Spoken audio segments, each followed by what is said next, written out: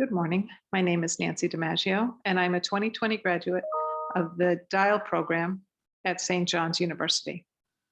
I work in one of the superintendent's offices in the New York City Department of Education. I've been an educator for almost 40 years, with most of my years in the New York City Department of Education.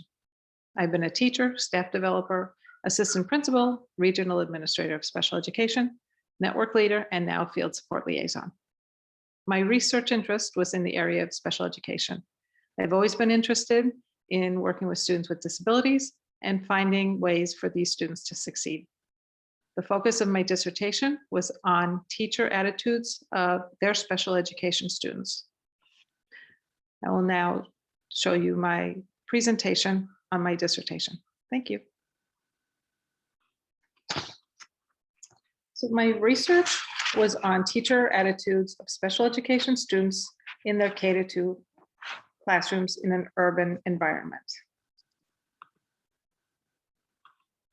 The purpose of this study was to examine general education and special education teacher attitudes of students with disabilities in their classrooms and what factors positively and negatively influenced attitude. The annual report of the implementation of IDEA noted that within 5 years, from 2013 to 2018, the amount of time students with a disability were taught in a general education classroom for a large part of the day rose 20%. Therefore, it is necessary to make sure that general education teachers and special education teachers have the tools they need to support teaching students with disabilities in their classrooms.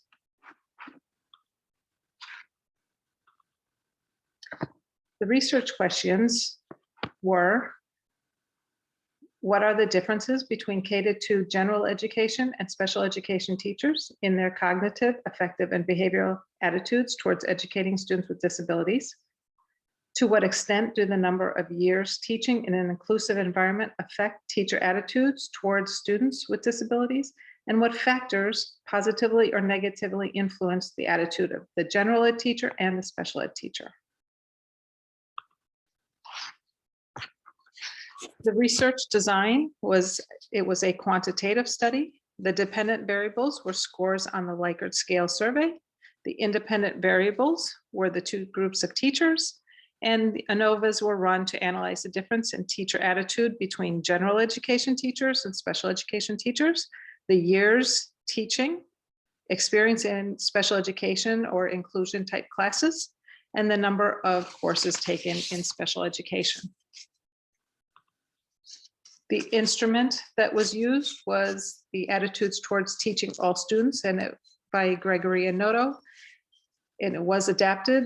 The biographical information questions were adapted for this study, but the 9 Likert scale statements for the information regarding the attitudes of the teachers were not edited. The survey statements measured the cognitive, affective, and behavioral dimensions of attitude. The target population, out of 462 K-2 teachers, 327 submitted the survey.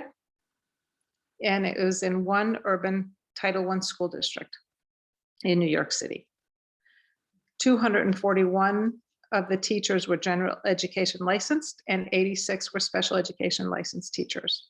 There were 14 male teachers, and 313 female teachers.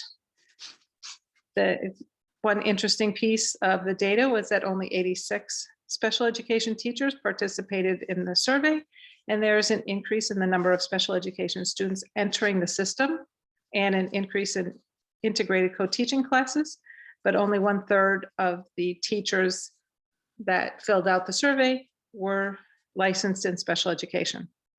However, special education licensed teachers are still in high demand in New York City.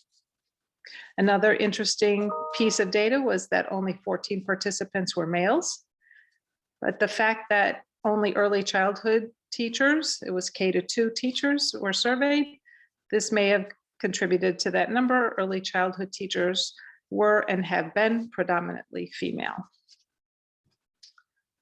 The findings for the first research question what are the differences between K-2 general education and special education teachers in the cognitive, affective, and behavioral domains.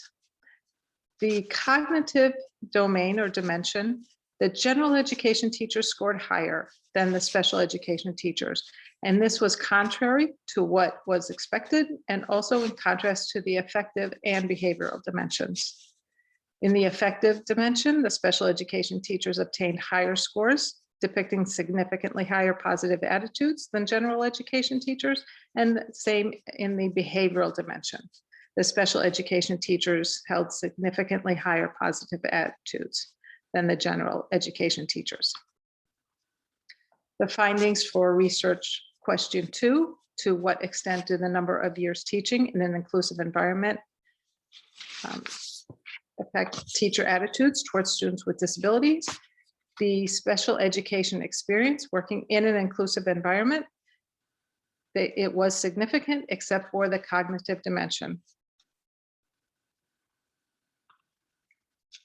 And what factors can positively or negatively influence the attitude of a general ed and special education teacher? This was research question 3. The years of teaching had a negative relationship, and still the affective and behavioral dimensions were significant. Cognitive dimension was not significant. The special education courses, the affective and behavioral dimension, it was significant. And also in the degree of the teacher, just the affective dimension was significant. There were limitations to this study. The number of participants was rather small. So it was only 327 teachers. So additional participants would help to increase the reliability of the study. The grade level of the participants was only K-2. And if you change the grade level, that may also alter the results of the study. The study was conducted in New York City, which is an urban environment. The data may be different if it were conducted outside an urban environment in either a suburban or rural area. And the study analyzed just the attitudes of teachers of their special education students only. Additional self-efficacy studies of teachers should also be analyzed. The implications for this research and for practice. The research, of course, the additional analysis of the cognitive dimension should be conducted because it, as I said before, it didn't, it wasn't what I thought would show up, and it was in contrast to the other 2 dimensions. An increase in the number of participants for greater reliability, of course, and to conduct the research in a suburban or rural area with teachers in other grades. Implications for practice. These results can be used in teacher preparation programs as well as in professional development for schools and school districts. College education, teacher education programs should include additional courses that contain strategies to teach students with special needs, and also student teaching in special education settings for all teachers, not just special education teachers. And school districts can conduct professional development for teachers working in the school system to increase teacher self-efficacy. I want to thank you for your time and enjoy the rest of your day.